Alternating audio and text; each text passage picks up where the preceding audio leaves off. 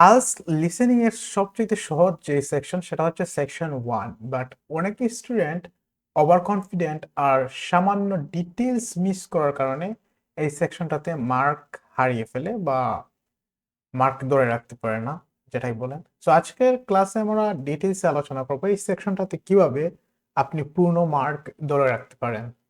So let's get started and please make sure to subscribe and hit the bell icon button. First understand the format of section 1। চলুন আমরা প্রথমেই section 1টা কি, এটাতে কোন ধরনের জিনিসপত্র আমরা পাবো সেটা নিয়ে আলোচনা করি। সেকশন 1-এ মূলত কনভারসেশন থাকে, এটা বেশিরভাগ সময় দুইজন মানুষের মধ্যে হয়ে থাকে। এই set in a common and everyday situation, এটা আমাদের দৈনন্দিন জীবনের বিভিন্ন সিচুয়েশনে দুইজন মানুষের কনভারসেশন এই সেকশনটাতে হয়ে থাকে। For example, booking A hotel room হতে পারে, সেটা একটা হোটেল রুম বুক নিয়ে, বা রেজিস্টারিং ফর এ কোর্স বা একটা কোর্সে এনরোল করার ব্যাপারে, বা মেকিং এন অ্যাপয়েন্টমেন্ট, অথবা হতে পারে একটা অ্যাপয়েন্টমেন্ট নেয়ার ক্ষেত্রে। The question are usually fill in the blank or short answer types. So এই সেকশনের কোয়েশনগুলো হচ্ছে ফিল ইন দ্য ব্ল্যাঙ্ক বা short answer types. You'll need to listen for basic factual information. এই সেকশনে আপনার বেসিক ফ্যাকচুয়াল যে ইনফরমেশনগুলো আছে এইগুলোতে নজর দেওয়া লাগবে আপনি যখন শুনতেছেন। সেগুলো কি কি? যেমন নাম, ডেট, ফোন নাম্বার হতে পারে, প্রাইসেস হতে পারে, দাম হতে পারে বিভিন্ন প্রোডাক্টের, অথবা অ্যাড্রেস হতে পারে। সো এই জিনিসগুলোতে আপনি কি করতে হবে? কনসেন্ট্রেট করতে হবে যখন আপনি আইএলটিএস লিসেনিং সেকশন 1 সলভ করতেছেন। This part is straightforward, একদম সহজ। So it's your best chance to get full marks. So এটা যেহেতু তুলনামূলকভাবে সহজ, তো আপনি যদি এটাতে ভালো করতে পারেন তাহলে একটা ভালো মার্কস ওভারঅল ধরে রাখতে পারবেন, রাইট? তো 2 নম্বর যেই টিপস সেটা হচ্ছে predict the answers before you listen. So আপনি শোনার আগে আপনাকে কি করতে হবে? অ্যান্সারটা প্রিডিক্ট করতে হবে। এটা হচ্ছে this is the most important strategy. এটা যে শুধু সেকশন 1-এর ক্ষেত্রে তা না, প্রতিটা সেকশনের ক্ষেত্রেই আপনাকে অ্যান্সারটা প্রিডিক্ট করার অভ্যাস গড়তে হবে। Before the audio starts, you get time to read the question. Use this time wisely. So আমরা অডিও শুরুর আগে আমরা কিছু সময় পাই। সো সেই সময়টাতে আপনি কি করবেন? যে you get time to read the question. So ওই সময়টাতে আপনি যখন কোয়েশনটা পড়বেন, ইউজ টাইম ওয়াইজলি, তখন আপনার সময়টাকে ঠিকঠাক মতো ব্যবহার করুন, যে কোন ধরনের জিনিসপাতি আপনি সামনে পেতে চাচ্ছেন। Look at the question and think about what kind of information is missing. তো আমরা যেটা বললাম যে দেখুন এই গ্যাপগুলোতে কোন ধরনের ইনফরমেশন চাচ্ছে। আপনি যখন কোয়েশ্চেনটা পড়বেন নিশ্চয়ই আপনার একটা ধারণা হবে। সো কয়েক মিনিটেই আপনি স্ক্যান করে এই জিনিসটা ধরার ক্ষমতা রাখতে হবে। যেমন the price of the market is, মার্কেটের প্রাইসটা কি? Sorry, the price of the টিকেটের প্রাইসটা কি? তো আমরা এখানে ধরেই নিব কি এখানে একটা নাম্বার পেতে যাচ্ছি। You are listening for a number. তো আপনি যখন এই কোয়েশ্চেনটা পড়েন তখন আপনাকে ভাবতে হবে যে আমি একটা নাম্বার শুনতে পাবো, আর সেই নাম্বারটা কি? যে টিকেটের কি দাম। অথবা আপনি হার ফোন নাম্বার ইজ, তো তার ফোন নাম্বার হচ্ছে ইজ। তো এখানে আপনি কল্পনা করতে পারেন যে এখানে নাম্বার পাচ্ছি, আর নাম্বারগুলো কি? Digit, right? এখানে আপনি কি কি শুনতে পারবেন? ডিজিট শুনতে পারবেন। দ্য কাস্টমার্স নেম ইজ, এখানে আপনি কি ধরে নেবেন? যে আমি এখানে একটা নাম শুনতে যাচ্ছি। তো এইটা যখন আপনি বলবেন তখনই আপনাকে প্রিডিক্ট করতে হবে যে আমি একটা এখানে নাম শুনতে পারবো। So you are listening for a proper noun, একটা প্রপার নাউন আপনি এখানে এক্সপেক্ট করতেছেন। By predicting the answer, you will know exactly what to focus on when the recording starts. এটা আপনি প্রিডিক্ট করার অভ্যাসটা গড়ে তুললে যখন আপনি রেকর্ডিংটা শুরু হবে তখন আপনি বুঝতে পারবেন যে আপনি কিসেতে ফোকাস করা উচিত। যেমন এখানে যদি আপনার কি নাম্বার হলে নাম্বারে ফোকাস করবেন, ডিজিটে হলে ডিজিটে ফোকাস করবেন, নামে হলে নামে, অ্যাড্রেসে হলে অ্যাড্রেসে। সো এই স্ট্র্যাটেজিটা খুবই গুরুত্বপূর্ণ। Be ready for distractors. So ডিস্ট্রাক্টরের জন্য আপনাকে রেডি থাকতে হবে। ডিস্ট্রাক্টর আমরা আগেও বলেছি যে রিডিংও আছে, লিসেনিংও পাবেন। প্রতিটা সেকশনেই টুকটাক ডিস্ট্রাক্টর আপনারা পাবেন। As listening section, one often includes distractors. This is when the speaker says one piece of information, but then changes it.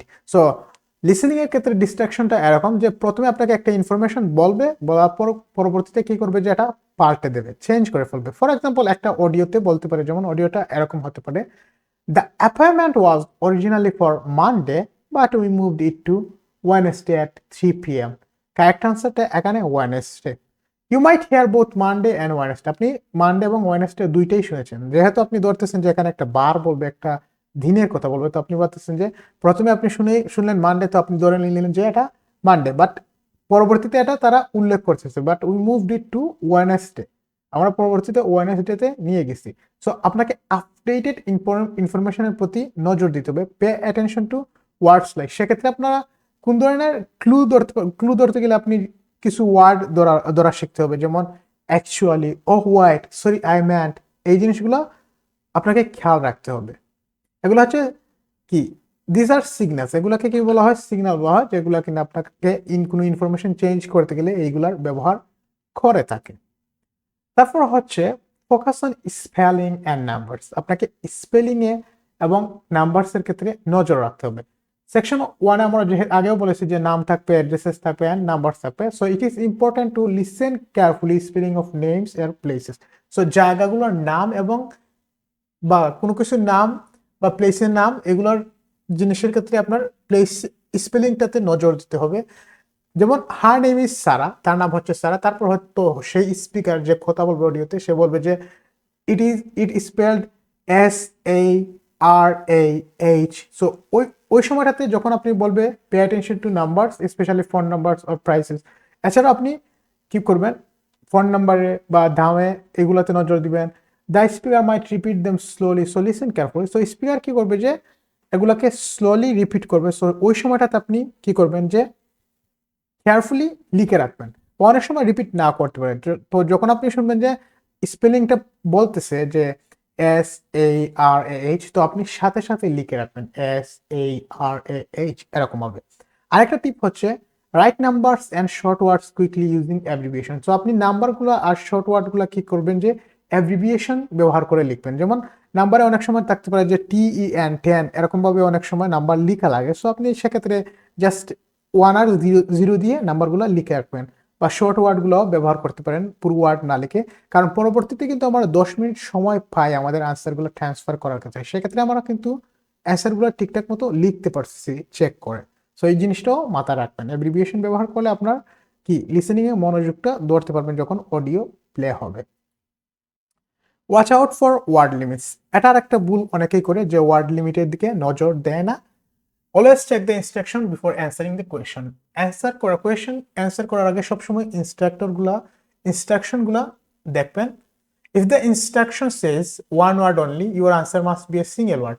যদি ওয়ান ওয়ার্ড বলে সেক্ষেত্রে আপনি একটা সিঙ্গেল ওয়ার্ডে অ্যান্সার করতে হবে। আর নো মোর দেন 2 ওয়ার্ডস বলে সেক্ষেত্রে অ্যান্সারটা হতে পারে 1 or 2 word, but not more, দুইটার বেশি হবে না। For example question, the customer order a, এখানে কি একটা ওয়ার্ড আমরা ধরে নিচ্ছি এখানে a pizza. I would like to order a large pizza. Correct answer pizza, since the word limit is কি 1 ওয়ার্ড। যেহেতু ওয়ার্ড লিমিটে বলে দিয়েছে প্রথমে 1 ওয়ার্ড, সেক্ষেত্রে আমরা এখানে একটা ওয়ার্ডেই লিখতে হবে পিৎজা, আমরা এক্সট্রা কোনো কিছু লিখতে পারবো না। আর সেক্ষেত্রে আমরা আরেকটা জিনিস করতে পারি, আমরা এই যে আর্টিকেল বা বিভিন্ন ক্লু দেয়া থাকে, সেই ক্লুগুলো থেকেও আমরা কি বোঝার চেষ্টা করতে পারি। যেমন অর্ডার এ, আমরা যখন প্রথম কোয়েশ্চেন পড়বো যে কাস্টমার অর্ডার এ, সেক্ষেত্রে আমরা ভাবতেছি যে একটা জিনিসই এখানে হবে, সেক্ষেত্রে আমরা ভাবতেছি যে এ পিৎজা, একটা পিৎজা এখানে হবে। তারপর হচ্ছে if you don't follow the word limit, your answer will be marked wrong even if the information is correct. So আপনি যদি ওয়ার্ড লিমিটটা ফলো না করেন এবং আপনার ইনফরমেশনটা যদি সঠিক হয়, সেক্ষেত্রে আপনার মার্কটা কাটা যাবে। এটা সবসময় মনে রাখবেন যে আপনি যদি কারেক্ট ইনফরমেশন সহ বেশি ওয়ার্ড লিখেন, সেক্ষেত্রে আপনার মার্কটা কি হবে, কাটা যাবে। আপনাকে সবসময় কি করতে হবে যে ওয়ার্ড লিমিটটা ফলো করতে হবে। তারপর হচ্ছে ইউজ কনটেক্সট ক্লু। কনটেক্সট অনুযায়ী আপনি কি করবেন যে ক্লু ধরার চেষ্টা করবেন to make sure you don't get lost in the audio. আপনি অডিও শোনার সময় যেহেতু খেই হারিয়ে না ফেলেন, সেক্ষেত্রে আপনি কি করবেন যে pay attention to the context of the conversation. কোন কনভারসেশনটা কোন কনটেক্সটে করতেছে সেটাতে আপনি নজর দিতে হবে। হু আর দ্য স্পিকার্স, স্পিকাররা কারা, কারা কথা বলতেছে।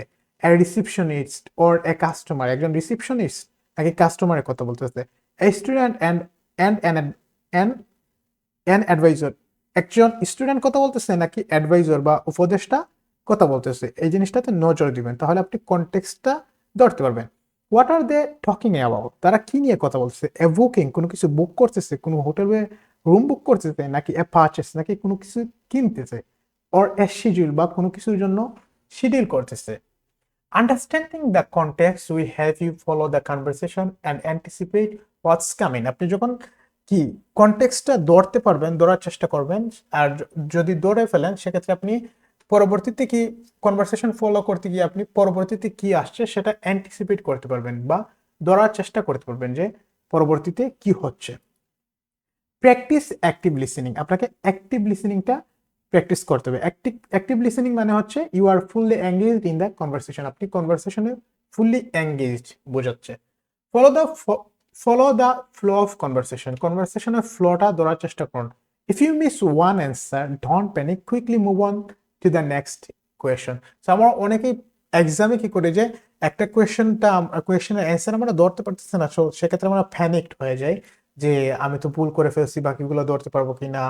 তখন প্যানিক হয়ে আমরা কি হয়ে যায় যে নার্ভাস হয়ে যায় এবং শেষে আমরা একটা গরমিল করে ফেলি। সো এই জিনিসটা করা যাবে না। আপনি যদি একটা অ্যান্সার মিসও করে ফেলেন, ইজিলি মুভ করেন, পরবর্তীতে কোয়েশ্চেনে তাড়াতাড়ি চলে যান এবং কনটেক্সটটা ধরে রাখার চেষ্টা করুন।